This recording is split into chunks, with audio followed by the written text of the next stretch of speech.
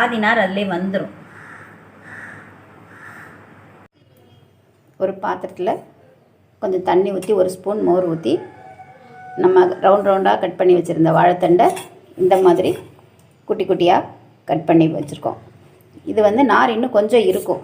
இந்த மாதிரி ஒரு கம்பி வச்சு இப்படி பண்ணும்போது இதில் இருக்கிற நார், மீதி இருக்கிற நாரும் வந்துடும்.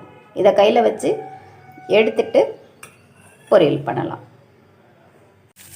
அடுப்பில் ஒரு பாத்திரத்தை வச்சு கொஞ்சமாக எண்ணெய் ஊற்றி கொஞ்சம் கடுகு உளுத்தம்பருப்பு போட்டு வெடித்த உடனே வெங்காயம், சின்ன வெங்காயம் கொஞ்சம் தாளிக்கிறதுக்கு, பெரிய வெங்காயம் போடுறதுனால போட்டுக்கலாம்.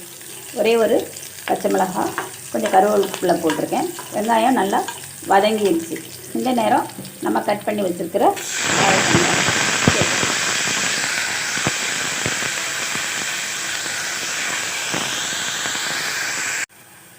அதுவே கொஞ்சம்